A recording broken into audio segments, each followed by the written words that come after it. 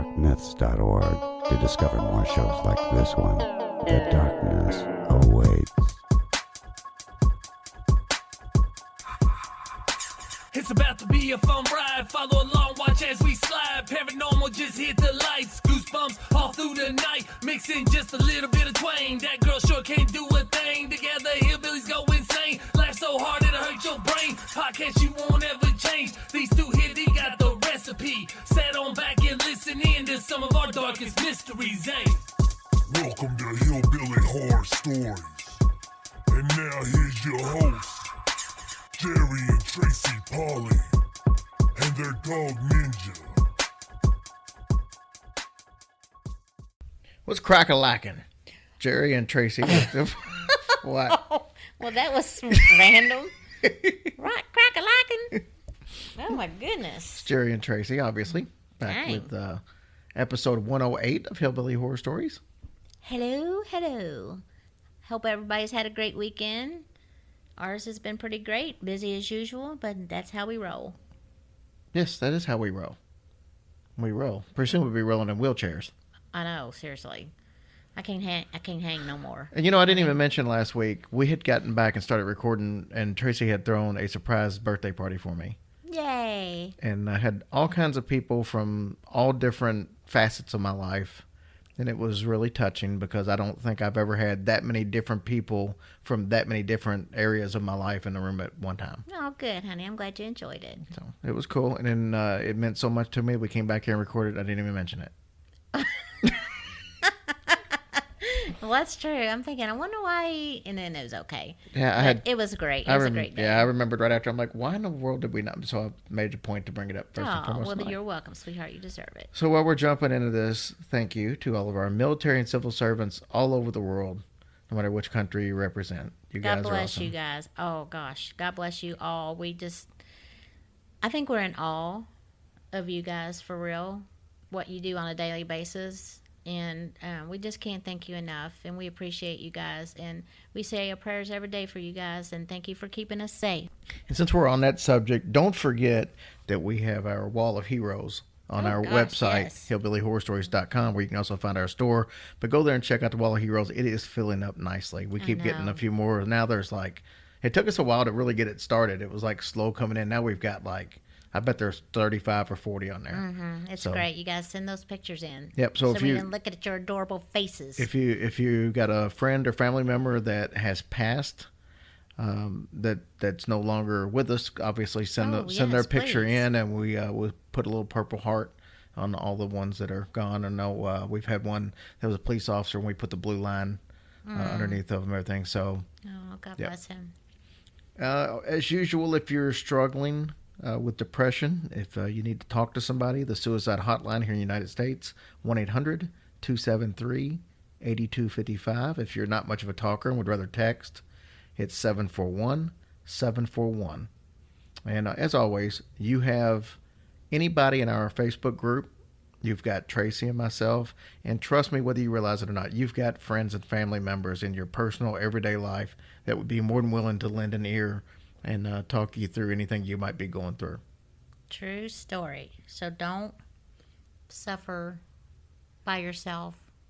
We're here to give you extra love and hugs because we love you and you're worth it. So we're going to do the, as usual, per usual recently, we're going to be doing the Patreon and the iTunes reviews a little bit later in the show.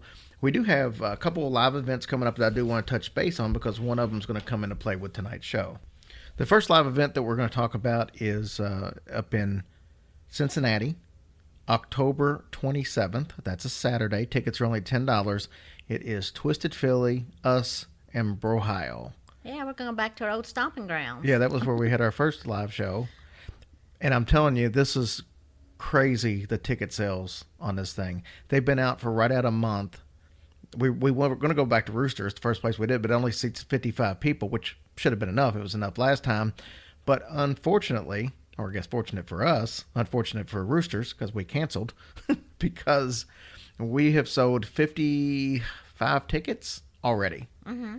So we had to move to an awesome place that seats 100 seats. Nice. Yep. So it's going to be really cool. I know I was talking to Nick from Brohio. They're going to have a multi-unit stereo system, PA system, and they're cool. going to have a projector set up so we can do PowerPoint presentations or a Nick and Elm show, Pornhub, whatever they're going to do. Oh, my But we'll gosh. have a projection set up and everything. So this is going to be a top of the line event. And it's only $10. Yeah. Well, I know this is wrong, but is there going to be food?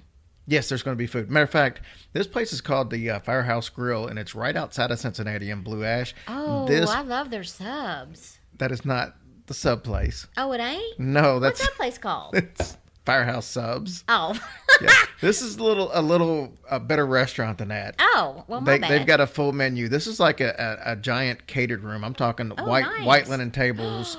We're talking candles. What? We're getting fancy. Yeah, this place is pretty fancy for real. This is by far a place that none of us deserve to be in. Oh, my goodness. What do you mean? But the thing of it is they've shown us the menu, and we get to pick like 4 or 5 things off the menu. So Oh, we're going to have a perfect. special menu that we're going to tailor. But we'll make sure we have a little bit for everybody. We'll Oh, have, yeah, absolutely. Oh, my goodness. This is so exciting. yeah, this place is top notch. So anyway, that's on our website. You can go there, and there's a link to all of our live events. So let me ask you this. If there are people with special diets, like only vegetarians or whatever, I mean, can we make that happen as well? I'm going to try because I'm looking at the menu, and I've been looking at it for the last several days trying to decide, because to pick 4 or 5 items off of that menu is pretty hard to do. But I am going to make sure that I at least have an entree salad that Yeah, because- vegetarians could go for. Right. We But want to I'm- make I'm- sure our peeps are taken care But of. here's the thing: when you do a special menu like that, if you've got somebody that's vegan or something, they'll fix that one person something extra. They're just trying not to have 100 people in there that Yeah. they're trying to do it once. So I mean, if you got a special need or gluten free or something like that, they'll be able to accommodate you even if it's not on the menu. Oh, see, we'll So hook you yeah, up. I did check for that. to Oh, make good. sure. Good job, babe. All right. So the other live event ties into tonight's show. It's the week before that in Nashville, and that's what we called it the Hillbilly Graveyard because it's hillbilly horror stories. Graveyard tells who's straight out of Nashville. Then you've got EVP Mediums. Now, if you guys are unfamiliar with EVP Mediums, they don't have a podcast. They travel around the country doing lectures about the paranormal investigating they do. They're going to be in town that Friday night, and we were lucky enough to snag them to come in and do Oh, about a man, 20, that's 30-minute great. lecture. And you're going to hear David Hensley, who's one of the founders of the group, tonight. He's going to be on our show doing an interview talking about some of the things they've encountered and telling you what's in store for us. But I'll give you a little bit of a heads up. They're going to be bringing their spirit box, and they're going to try to have a spirit box section. They're going to bring a spirit box? Yeah, and they're going to have a spirit box session for everybody there to try to see what's going on. And if you've ever been to Hell Nashville or seen pictures, this place has got witchcraft books, it's got Aleister Crowley books, it's got skulls. And so my guess is if there's all that stuff in there, something Something will come should up. come through. Oh, my goodness. So this is going to be a really cool night. But he's coming on the show to tell us all this stuff, and I'm kind of excited about that. He told me some of his stories off the air that he plans on telling that night, and it's incredible. Oh, gosh. And also the story that he tells about how they founded the organization, EVP Mediums, is incredible. Oh, I cannot wait now. See, I'm all excited. So you're gonna love that. So, but that's coming up in the second half of the show. So let's talk about our episode for tonight. Okay. Are you ready to get started? Yeah, I'm ready. Now, tonight's story comes from Savannah, Georgia. Now, you've heard several times, we hear it all the time, the most haunted city in America. How many times do we hear that? Every Oh, city. oh, Every yeah. city's the most haunted city in America. Here's the difference, though. In 2003, Savannah was actually listed as the most haunted city in America by the American Institute of Paranormal Psychology. So most people who are really into the paranormal, when you mention Savannah, Georgia to them, they automatically think about the Sowell Weed House. I'm planning on doing a story of that in the future, but that's not what our story is going to be tonight. Because according to the American Institute of Paranormal Psychology, the most haunted place in the city of Savannah is the Moon River Brewing Company. Oh, all right. So guess what our story is going to be on tonight? Beer. No, the Limp Mansion in Oh. St. Louis. Which, oddly enough, though, they were the founder of Anheuser-Busch. Oh, no way. Yeah. Very cool. But I'm just kidding. That's not going to be our story. We're going to do the Moon River Brewing Okay, Company. great. I can't wait to hear. So the building that the brewery is in now was originally built in 1821 by Eleazar Early. He was from Charleston, South Carolina. and it was the city's very first hotel. Nice. It was appropriately named City Hotel. Well, They have a lot of, I guess, yeah. imagination. Yeah, I guess not. This was a very upscale hotel, though. It's also a bar, and it was the first post office in Savannah, and a branch of the Bank of the U.S. So Very good. That's quite the combo. Oh, it is. All kinds of stuff. How cool is it? You got the post office, a bank, and a bar all in the same place. I mean, hey, that is convenience right there. So back to the bar part. Some of Savannah's biggest names, people with money, businessmen, politicians, they all showed up and would drink at this bar here. Now, obviously, they all had differences of political opinions, and there would be several outbreaks of violence in the bar. Oh, gosh. Keep in mind, some of this was during, in the later years, was during the onset of the Civil War, so there was definitely going to be some tension in the air, but we'll get to some of that a little bit later. I hope they deposited their money before that happened. Right? I guess that could be the positive. I've been shot. I need to get 20 out for the hospital Hurry bill. up. Bring out the deposit slip. Now, the hotel had several very famous people that stayed there during the time it was open. There was the Marquis de Lafayette. I have no clue who that was, but apparently he was famous. I don't know if I like that name. There was the first 3 Commodores of the U.S. Navy, which Oh, I thought you meant the singing group. I was like, I what? originally I thought that's what that was too, and I thought, man, Lionel Richie is older than I thought he was. There was Winfield Scott, who was he was a war hero from the War of 1812. Awesome. Probably the most famous that I knew was John James Audubon.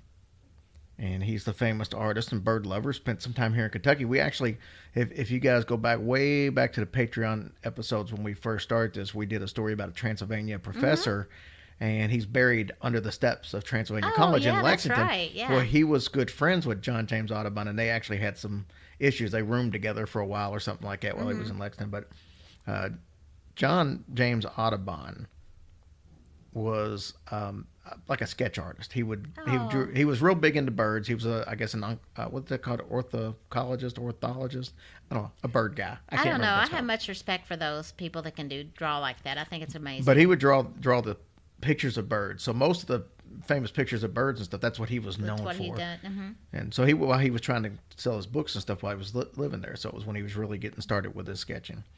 So the hotel was purchased in 1851 by a gentleman by the name of Peter Wilberger. He renovated it, and he even put, get this, a lion and a lioness in the lobby of the hotel to try to draw attention to the hotel. A real one. Oh, what? Wait. Yeah, they were a real lion and Oh, lioness. gosh, darn. I'm assuming they were in cages, but still. Oh, wow. This is 1851. Yeah, that's so. not what I was picturing at all. 13 years later, in 1864. I do that every time. 13 years later, in 1864, the last guest checked out. Aw, that's really sad. It wasn't because the hotel was doing poorly. It was because General Sherman and his troops from the north came down and captured the city of Savannah. It was his famous march to the sea during the Civil War, so that eventually did make its way there. When they came in, they destroyed most of the buildings in the city, but not the hotel. So the building actually served as a hospital for soldiers in the north and in the south during this time. It also served as a hospital during the numerous yellow fever outbreaks. I wonder why they didn't destroy it. I wonder why they left that. I guess because they probably just needed it Oh, okay. for the hospital. I guess it was just adequate being 4 stories and all that. So I'm just assuming. Hundreds of people, mostly children, died on the upper floors when it was a makeshift hospital during the yellow fever outbreaks. So it's not surprising that you see children and hear children Yeah. inside of the Moon River Brewery. I'm sitting here thinking as I read this. So you got kids in a brewery that you hear and see. So I wonder if they can come in and fine you for having underage people in the bar if they're not technically alive. Well, that's a good question. I'm pretty sure that's a no. It'd be pretty jacked up. Oh, yeah, it'd be messed up for sure. So the building itself was used to store coal and lumber after this. In the early 1900s, it was then used for more traditional storage because the coal kind of started going by the wayside as it wasn't as popular to use. In the 1960s, it was an office supply store. It even had a really large printing press in there. But Hurricane David blew the roof off of the building in 1979, and the building was forced to close. Oh, that's a shame. It was vacant for around 18 years when Moon River Brewing Company opened its doors in 1997. That just blows my mind that something can just stay there with nothing in it for that many years. I would at one time I probably would have said that, but I see it all the time. There's in one of our stores that we've got in Middletown, there's a place next to it. I've been with this company 4.5 years, and that place next to it has been vacant with a sign in the window saying for rent ever since I've been I wonder there. what the deal is. Probably too Expensive or something? Probably too expensive for where it's at, or if you're in a crappy shopping center nobody wants to go to. I mean, Yeah. So yeah, it doesn't surprise me anymore. Mm-hmm. So Moon River is haunted supposedly, but I guess that really depends on who you talk to. So, for example, one of the bar's owners, a guy named George Biko, said, "I've seen and experienced things that I don't understand and can't explain." So you got an owner now saying he's seen stuff. So you would Yeah. think, it's haunted. Well, that's a yes from him. But the other owner, John Pinkerton, said, "I personally cannot claim any experiences that I call paranormal. What I often point out is the scariest things on this planet are living people. I don't worry about the spirits of dead people. I worry about the living people, in particular, drunk living people." Well, I can almost agree with him there because they are pretty dang scary. So the owner disagrees, but the one thing that they would all agree on is that there is quite a history in this building that could result in a haunting. Okay. So we talked briefly about violence in the bar a little bit earlier. So one of the more famous incidents was in 1832. There's a man by the name of James Stark who was a regular there at the bar. Mm-hmm. Now, by all accounts, James Stark was kind of the town jerk. He didn't get along with many people and was the type that, like, when he walked into the room, people were like, "Oh, man. Oh, here he comes. Yeah, he's here." Great. So one of the people Stark especially had it in for was the town doctor, a guy by the name of Philip Menace. Now, the doctor was Jewish, and apparently Stark was not a big fan of Jews and would badmouth the doctor on a regular basis and would often use anti-Semitic slurs. So he would do this like to the guy's face Yeah, that's terrible. and behind his back. And I guess after a time, it just got old, didn't sit well with the doctor. One night somebody, I guess, got word to the doctor that Stark was up there and he was really running him down at that night. So Dr. Menace decided he was going to come up to the bar. He confronted Stark. And if you believe the story, Stark kind of went to reach into his jacket. Mm-hmm. And when he did, the doctor drew his gun and shot and killed him. Oh, dude. So the doctor was arrested, as you would expect. And Menace was charged with justifiable homicide. Now get this, because it was an affair of honor. So I guess back then, because the guy's basically dissing you, Mm-hmm. that you could actually kill somebody back then for what they would consider dissing your honor. Wow. So the jury acquitted him, and most think that the jury went very easy on Stark, or on him, because Stark was known as the town troublemaker, and the town needed a good doctor. So therefore, why lock up the doctor when he basically did everybody a favor? Yeah, seriously. Well, I mean, when you're a jerk, that's what you get. You don't treat people like that. And what if he had gotten hurt or something, and that's the only doctor? Most of the paranormal activity is thought to be from Stark in the building, especially the more physical attacks, such as people being shoved, which happens pretty often there. That people get shoved, they get smacked. Oh, God. Rude. There's even one instance where a woman was shoved down a flight of stairs even though she was by herself. Now, see, that's uncalled for. Another act of violence was in 1860. There was this was right during the Civil War. If you remember, it was 1864 was the last person there. So the Civil War had already started, but it was before it was captured there. There was a New Yorker by the name of James Sinclair. He was attacked while he was in Savannah looking for work. The locals didn't really take too kindly to having a Yankee in their hotel and told him to leave. When he refused, he was drawn out of the hotel, stripped naked, and beaten to near death. They then tried to lynch him, but he barely escaped with his life. Wow. You know, you think that being a butthole in life to everybody, and now you're dead, and you can kind of see that you were a butthole, you would go a different direction. Why do you want to continue to be a butthole? What's that have to do with the story we just told? Because Dickhead, or whatever his name was, that was teasing the doctor. I mean, you know what I'm saying? I know we kind of come along for a couple of years now, but I'm just saying, I'm just saying, if you're dead and you know that you're a terrible person, why would you keep doing that even in death? I mean, what's the point? I don't know. Maybe energies and people that just have. Hanging around with wrong dead people? No, I'm thinking that everybody's spirit or soul or whatever you want to call it is what it is, and whether you're in a body or whether you're out of a body, that's So just it the way does. you are. You just don't think they just change. That's just who they No, are. I think that's who you are. Those negative energies that are in the afterworld were jerks on Earth. That's the way I believe. See, they could do so much better with themselves. I'm sure they could. So before the hotel closed, the tensions obviously was very high from visiting Southern Hotel during the Civil War and the constant arguing and back and forth. Therefore, the tour guides today suggest that you do not taunt the ghost because most of them were pretty violent back then, and that's what you're going to get. It's violence today, even with the spirits. Well, yeah, but as soon as you say don't taunt the ghost, you People know start somebody's going to taunting want to the do ghost. it just to make sure it's real. Lord knows Zach Bagan's dead. No, Anyway, yeah. so the area of the brewery that gets the most activity is the basement. The most famous ghost is a gentleman, maybe, by the name of Toby. At least that's what the staff calls him. Some say that Toby is a negative spirit, and some say that Toby is a young boy. So they don't really have a record of who Toby is. That's just what they happen They to just call named him that. Yeah, there's no person that died there that they think That they was him. just named that Toby. But some Okay. people do think that it's possible he was an employee of the hotel at one point. So the basement definitely has its share of ghostly encounters. Most of the people who go on the tours make a stop in the basement. Okay. There was one ghost tour. This is a while back, and there was a woman who started to panic while she was in there. She claimed that her entire right side of her body became icy cold, and it happened almost immediately. She said she could hear voices, but she couldn't make out what the voices were saying.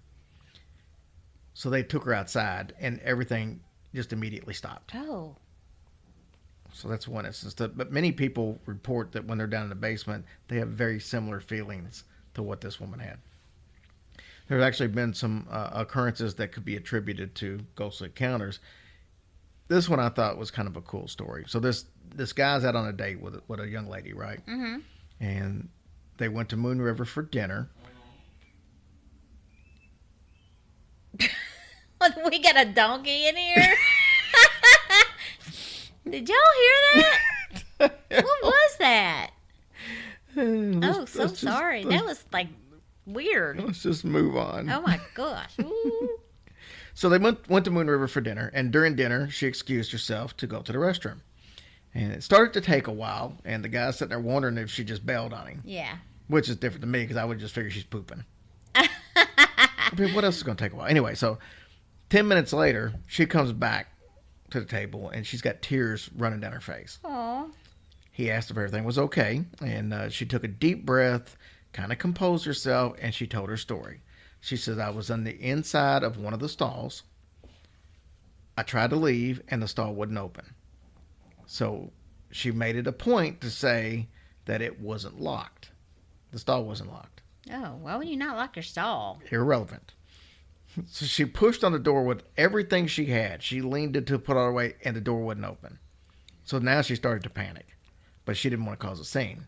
So she tried for a minute or two longer to open the door, and then finally she yelled out, "Let me out of the stall." Maybe she was supposed to pull and not push. Maybe she was dumb. So she gave another push, and it came open. Oh. So Okay. Why did she That's so crawl much for under that. the stall? There's ways to get up out of there, you know. she tried to compose herself before coming back to the table, but she just couldn't really get a grip on what had happened. So she didn't know her date was into the paranormal and all that stuff. She thought maybe telling the story, he would think she was a nut job. And I'm not sure if this was their first date or not, but this would be a quick way to probably well, ruin it. yeah. So about this time, the server came around to refill the drinks. And she asked the young lady if she was okay, because she could see she was visibly shaken, not stirred. And I was waiting for that. I know. So the young lady looked at the server and said, you won't believe me if I told you, but something happened in the bathroom. And I think it was a ghost messing with me. So after hearing the whole story, the server said, yeah, you're not the first one that's had that happen to him. The ghosts kind of like to hang out in the women's bathroom for some reason. Oh, Lord. See, you Which- can't even take a crap in private. Most of these ghosts are guys, I can tell you why they probably want to hang out. So they're trying to peek on her I stall. would think. Nasty. So another woman said that she refuses to go to Moon River again because she was there with a gentleman and she felt someone squeeze her thigh. Ooh. She thought it was That's hot. she thought it was the young man she was with until she looked up and she could see both of his hands were on the table Oh, where she that's could not see hot. them. No. So this happened a second time, but it was another part of her leg. She jumped up, said all the blood drained from her face, and she promptly left and said, sayonara, not coming back. And that sayonara is for any of our Japanese listeners. Oh. So I threw that in there. I try to please everybody. See, some women would probably like that. But maybe she just didn't want to admit it. Yeah, maybe. You know what I'm saying? So you're saying you thought it was maybe a succubus or what's the other one? Coccubus? That's not right. Incubus. Incubus. Yeah, Is that an what that incubus. is? Yeah, Oh. succubus are the women's, fittingly, and incubus are the guys. Oh. So, anyways, so the bartender, there is a bartender, not the bartender. They have multiples. Oh, I was going to say, So I hope a bartender has seen a black shadow emerging from the wall in the basement. Yeah, Another that's a little attack. scary. Another attack that we're getting ready to talk about happened in that same area, the basement.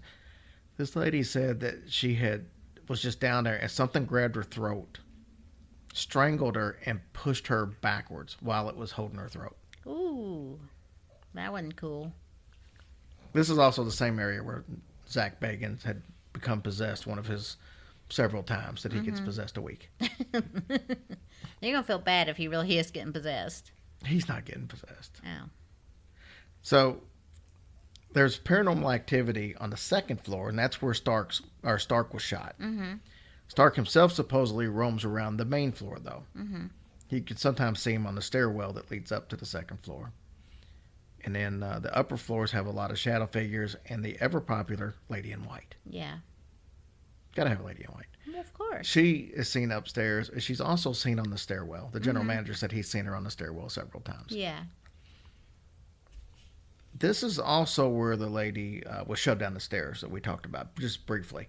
Now, the situation with that, in the 1990s, they were going to try to do some renovation up on the upper floors. So they brought in a construction company, and the foreman's wife was the one that was shoved down the stairs. No kidding. He resigned on the spot.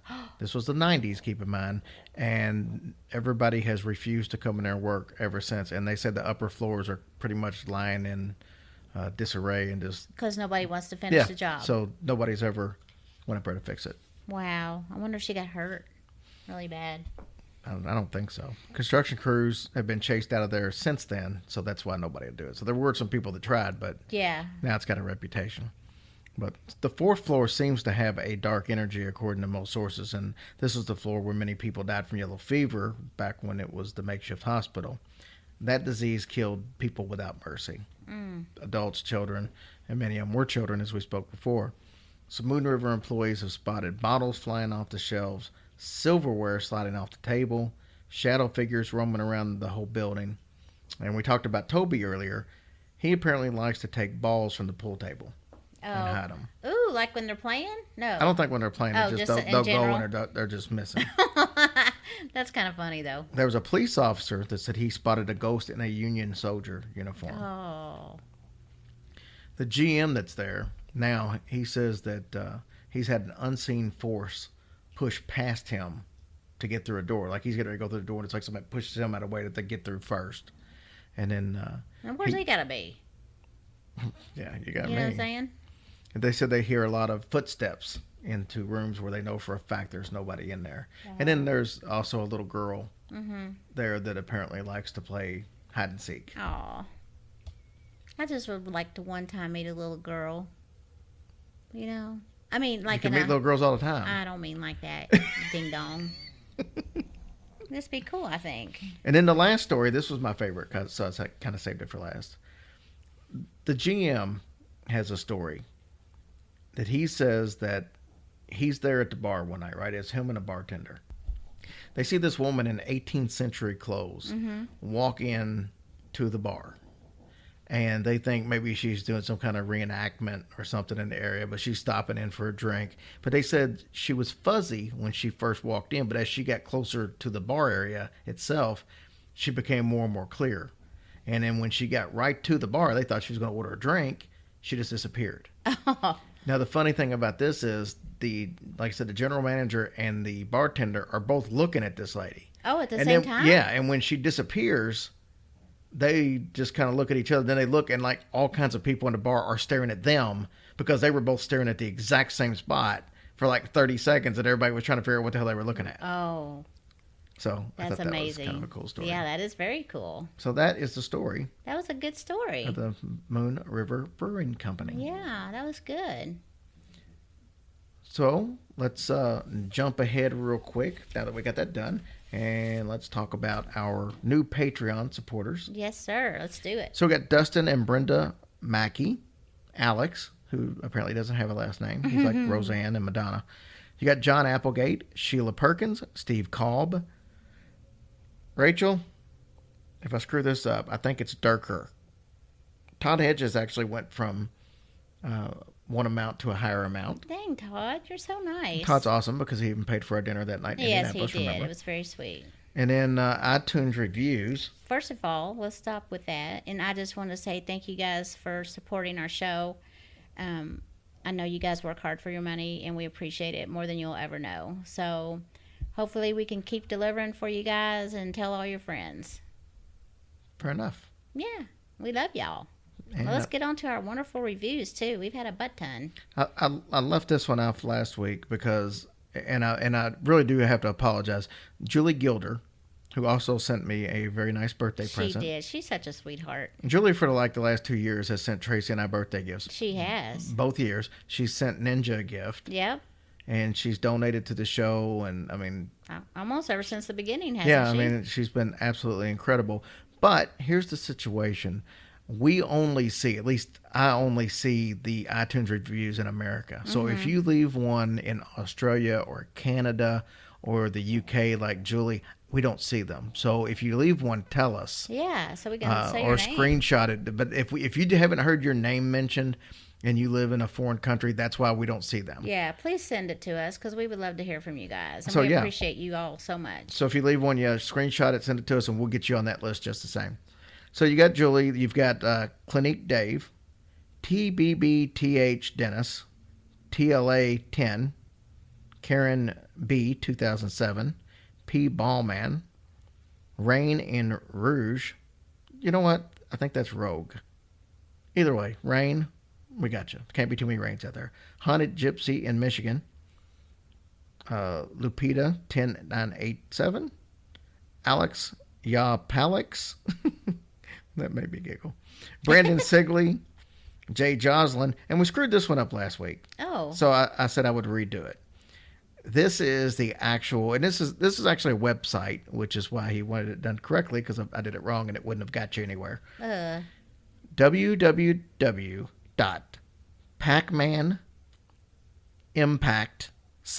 www.pacmanimpactsite.info. very good. And I've looked into this a little bit, and I know he wants me to give my opinion on it, and I haven't read enough on it to give my opinion, so sorry, I'll get back with you on this. But it's basically got to do with how the Earth was created and if a meteor smacked into it. Oh, and, very cool. And I mean, it's really fascinating, but I really haven't had a chance to Okay, look into yeah, it. we But need to look into that. It's I'm not going to say conspiracy theory because that's not really what it is, but Mm-hmm. it's just about thinking that the world might have been created a different way than what we've been taught and Oh. all that stuff. So, because you always hear, it took 100 million years for this mountain. And he's thinking that if there was a meteor that crashed and it would make the indentions on the earth Mm-hmm. and stuff like that, and it could have happened instantly instead of over millions of years. So that's basically what it's about. So Wow. anyway, Can't wait to hear that. all right. Are we ready to hear this interview with David Hensley Yes. from and EVP Mediums? thank you guys for the reviews. We appreciate it. I hope you keep them coming. It makes my day for sure. Absolutely. I love the reviews myself. Yeah. I do want to say real quick before the interview that he was in a place that had bad internet. He's like at a campground. Oh, yeah. He was camping. Yeah, so he took the time out to do this. So there is a few spots in it where you can hear it kind of go in and out, but overall the interview's pretty good. So Yeah. if you hear it get a little bad, it doesn't stay that way the whole interview. It kind of comes and goes, but most of it's pretty good shape.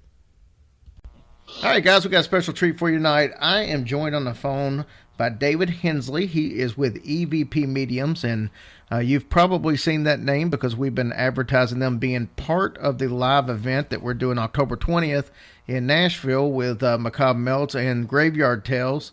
David, it is a pleasure to have you on the show. How are you doing? Oh, it's a pleasure to be here. Doing great.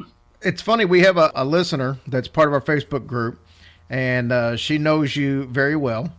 But Mid bits, yeah. Yeah, she was telling me a while back about how great you guys were, and then she couldn't believe that you were going to be part of the show in Nashville because I guess you guys are from Ohio, correct? Correct. We're up by a town called Lorain, Ohio, which is pretty much, well, it is. It's right on the lake, on Lake Erie. Our base, actually, the house that we work out of for the group is our co-founder's house, Randy's. It's 1 block from the lake, so all the way up north. Must be nice. I bet it's cold as hell in the wintertime, ain't it? Yes, it is. Too cold. So let me ask you this. Tell me a little bit about EVP Mediums and, how the group got started, how many people you got in the group, and what you guys typically do. Because I know I've seen a lot of videos and stuff where you guys are out on the circuit doing some lectures and stuff like that. And matter of fact, that's how this came to be with the Nashville show, is you guys are going to be in town that Friday night doing a lecture, which made it really convenient to be a part of the show. So tell me about EVP Mediums. Well, it probably sounds crazy, but I have never been one that liked paranormal groups. Never really wanted to be in a paranormal group per se. I mean, I was a corporate professional for many years, and I struck out and had my own restaurant for about 6 years. But I've always been interested in paranormal. I had some personal experiences as a teenager, and it really did fascinate me. But, being in the corporate world, I didn't want to talk about it. I couldn't afford to have people question my judgment as far as a manager or director. And basically, it was really just in the back of my mind. And then I hired part-time Randy. He was a manager of my restaurant. And one day he came in and you're probably going to think I'm nuts, but something's going on in my house. I'm like, what? And he's telling me he has doors that are opening by themselves. He went downstairs, came up, all the kitchen cabinets were standing straight out. He would hear a woman singing. So I'm curious. Basically, that's how this all got started. I found a team for him to come in and investigate his home. They did some EVPs. And the EVPs actually matched the previous owners of the home many, many years ago. So from that point on, I was pretty much hooked. And since I own my own business, I could pretty much devote as much time as I wanted to it. And that really is, the birth of EVP Mediums. But we founded ourselves on 3 principles. One is to help the client. Someone's having a haunting. It's very important to us that they feel like they're not alone, that there is people that would believe them and try to help them. Number 2 is help the spirit. I can tell you, Jerry, whether people believe in ITC or EVP or not, we get help me at every single investigation, not once, but many times. And it's hard for us to go into a location, do an investigation, and just leave. So we won't take a case if the client doesn't agree to allow us to attempt to cross that spirit over. And then our 3rd mission is to educate the public. And that's why we do a lot of lectures and, let people know that there is something there. What it is, that's anybody's guess. So let me ask you this. The name of the group is EVP Mediums. How did the name come about? Do you guys all consider yourself to be mediums or just some? No. Or is that just the name? No. Very good question. The only true medium on our group is Randy. Poor guy, by him, it was not by choice. This is where this whole thing gets so bizarre. It's actually kind of unbelievable when you really look at it. But I was doing EVPs for months and months and months after Randy's house was investigated, and I was doing them on a daily basis because it just fascinated me, and I was getting all kinds of stuff. And then I started doing a few investigations on my own, and that's before the forming of EVP Mediums. And then one day I said, Randy, would you mind going along? I'd like to start videotaping some of the investigations. He said, sure. So we scheduled the weekend. I didn't tell him where this was. He had no knowledge of this house at all. So I picked him up, and we're heading to this house to do an investigation, and he's acting, very fidgety and kind of strange. I'm like, what's going on? And he goes, this is crazy. He said, but I know where we're going to. I said, I haven't even told you where we're going. He goes, no, you're going to get off on 90. You're going to turn left. He said, it's going to be about 2 blocks. And he described that house area in perfect detail. Oh, wow. When we got out of the car, he was so shaken. And at that time, they were our very first video clients. Susan and Bill, they came out and they were just, Randy felt embarrassed because he couldn't control his emotions. He started crying, but they were really wonderful people. And he said, when you go in the house, there's going to be a fireplace on the left. He's on the right in the back. He said, there's going to be a sunroom. He said, and he was describing everything that used to be as far as wallpaper description, everything. Was it a fluke? That's what we kind of thought. Okay, well, pretty much every case I took him on, he was getting stronger and stronger as far as precise details before we would arrive at the property. Why and how this all occurred, I don't know. And in the beginning, I'll be honest, I was like, okay, well, I'm not sure. It's not that I would think that he would ever lie, but in the beginning, I thought, okay, well, maybe it's his imagination, and he's just batting 1,000. But time and time again, he has things he would say or see, and we'd arrive on a property, and it was there. I mean, I think for me, the final one that convinced me that he has some kind of gift is we did a case in Pennsylvania. Normally, I do not take cases that are like demonic, but it was a referral from a friend, so I did it for a favor to see because she felt that there was something very dark, and based upon what they were telling us, I'm thinking, this is outside of us, but we went. And Randy, the night before, he said, every time I get a vision of the house, there's a black veil. It's like somebody drops a black veil in front of me and I can't see. He said, I can tell you this. It's in the country. The house, he said, it probably sounds strange. The house sits into a hillside. And he said the garage is actually the basement. And Jerry, he nailed it. He nailed it. And he said, I see a black car. He said, it's like a muscle car from the 60s or 70s. He said, I had a dream last night, and I was being choked in the passenger seat. Well, we put that. The house is on the hillside. We drive the back, and lo and behold, you pull the car right into the basement doors. The garage is in the basement, and there is a beautiful Camaro sitting in the garage. So let me ask you this. How many people are part of your group right now? Right now, we have 7.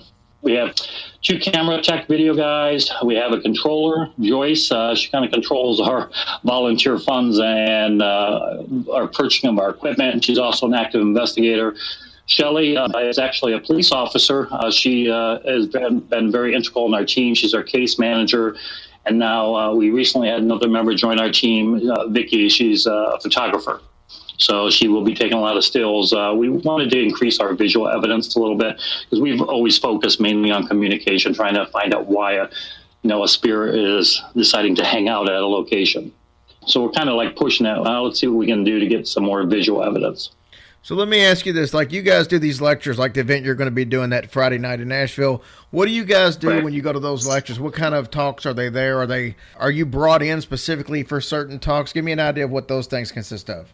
Yeah, we have a general PowerPoint presentation that we begin. We first will introduce our group, of course. We define many different types of spirits. How many spirits, at least on what we know. We talk about, there's human. Basically, it boils down to, in my book, 2 types of spirits, human or non-human.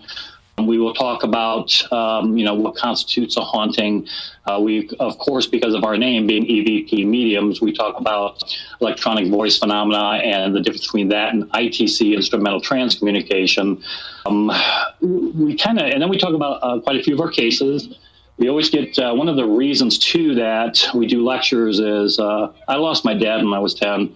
And I lost my grandparents and really didn't realize how much it affected me as a person until my later years. And, if we can bring 1 ounce of closure to somebody, or someone can hold on to hope and know that their loved one is in a better place, that, it's not the end. That's one of the things that we try to do with our lectures. And then we have a collage of a lot of our investigations where we show we're getting direct two-way communication with spirits, full sentences, they're answering questions, and then we take questions from the audience after. So what do you guys have planned for us that night? Because you guys are going to have 20, 30 minutes to be able to interact with the crowd. I don't know if Right. we'll have the stuff there to be able to do a PowerPoint presentation, unless that's something you guys are bringing. But I mean, what kind of? I know y'all plan on telling some stories and stuff. Can you give us any idea what you might have planned for these fine folks? Yeah, I think we're talking about some of we have quite a few fun cases that were just where the spirits were actual jovial. It was a delight to actually to do the investigations and crossover. We're hit upon a few of our dark we're looking at, we're pushing 70 video investigations, and out of 70 investigations, really there was about 5 that we would classify as extremely dark or non-human. We're not demonologists. We tell that to our clients. So if we determine that something is really dark or negative there, we do everything we can to assist. We do have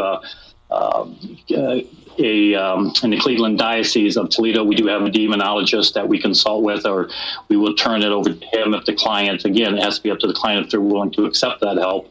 But, anything that's we believe is non-human, we won't tackle. Our families are more important, and we don't want to, we can't, get involved in that. Had about 5 cases that we believe were non-human. So we'll touch upon a few of those. We've just recently met through Facebook and stuff, not in person, but Right. you knew this all got connected as far as you getting associated through the show through Graveyard Tales. How do you know those guys? Well, I knew both of you because after I sold the restaurant, I decided I wanted a normal, sane day job, Monday through Friday. And of course, being in the restaurant, and then for 25 years, I was in the entertainment industry and the theme park business. So I've never known what a Monday through Friday job is. So after I sold the restaurant, I went into manufacturing. Currently now I'm working a CNC shop, and we work 10 hours a day in second shift. And some of those long running jobs, it can get pretty boring and, trying to pass time. So I started listening to podcasts and found you guys, and found you to be very creditable. I found you to be very entertaining. You guys were awesome. Both of Hillbilly Horror Stories and Graveyard Tales, just the right amount of humor with, you do research well, which I think is awesome. So I sent just a compliment out, and basically that's how we got to know each other at Graveyard Tales, and it kind of snowballed from there. Oh, really cool. We're definitely glad to have you part of the show. I know originally when we talked, we really didn't have any specific plans. We were just going to have you guys there. I guess if, people want to ask questions, and I know I said, hey, would you be interested in coming on and actually just doing some stuff at the live show, put on a live show for us, and you said you were all for it. So I mean, we're excited about it. I mean, I think it's and that's why I wanted to have you on here, because I wanted people to know that it's not just our 2 shows that are going to be out there. You guys are going to be doing 20, 30 minutes of some pretty cool stuff that we can't really do. I mean, we've not done investigations. We've not done and seen some of the things you guys have seen. So your aspect of the show will be different than any live event we've done, because it's always just been podcast telling the story. You guys have real documented proof of things that you've actually done yourselves. I think that's going to be an awesome aspect of this show. Yeah, we're really looking forward to it. It crossed my mind too to attempt, maybe we could do a live ITC session, see if there's any spirits hanging out, there. There's a lot that we can do. I can tell you that, when looking at all of our cases, it is amazing the amount of, backing up a little bit on EVP. The EVPs are extremely subjective, as well as many forms of ITC, and you wonder how much your brain is translating or transcribing correctly. Okay, is it really saying that, or am I just hoping it does, or do we think it's saying that? We're pretty careful on our videos. We put up front that we never claim that's 100% accurately transcribed. But what sells it for me, and why I'm so passionate about what we're doing, is when we can get specific information and then find out later, in some cases, that the information we got from these sessions was 100% accurate. I can't write that off as audio pareidolia. There's something there. When we can ask them, I can hold up 4 fingers and say, how many fingers am I holding up? And we get a distinctly clear 4. We do a lot of what we call validation questions. And I'll tell you, we found that over the time, I know it sounds kind of crazy, but you kind of have to keep the spirit's attention or focused. But if we feel like we're starting to get gibberish, or we're getting algorithms from the computer programs we will then start asking validation questions to bring it back in. And we've gotten some amazing response. We had this one case that we were doing validation questions, and all I could do was laugh. But our client, he was a big fan of John Wayne, and he had old Western stuff in his bedroom, and there was a picture of John Wayne. And I pointed to him when we were doing ITC, and I said, "Can you tell me who this is?" And very clear, Jerry, it came back to the Duke. Now, most young people wouldn't realize that was John's, name, the Duke. They called him the Duke. So it's hard to miss that as, just random gibberish. Of course, there is a lot of stuff that, I don't know if we've actually transcribed correctly or not, but there's something out there. And when we talked in our lectures, it's a tough subject when you get into religion, and we really try to avoid that. All I can tell people is that our personal belief is that these are human spirits, based upon many investigations at this point. We believe that the soul does go on based, again, that's our personal belief, just based upon the intelligence. Now, and I, sit here and say without 100% that this is fact? No. And we tell people if unfortunately, a lot of the paranormal teams, they will even kind of get angry. They'll get, this is the way it is. And then I have to chuckle inside and shake my head. It's like, how do you know that? How does anybody, this field is too big to wrap your head around. So, we just more or less, we like to share things that evidence suggests. And we say that a lot, based upon this, it suggests or it seems. But again, we can't come across and say that something is 100% factual because it's too big, I think, to wrap our head around. So let me ask you a couple of quick questions, and I'll let you go. I know you're out doing some camping and stuff. Tell me a little bit, because I'm semi-familiar but not totally familiar. Tell me a little bit about what ITC actually is, and then tell me your thoughts on Spirit Box. Yeah. ITC stands for Instrumental Trance Communication. And what's different between ITC and EVP, electronic voice phenomena, was discovered way back in the late 30s.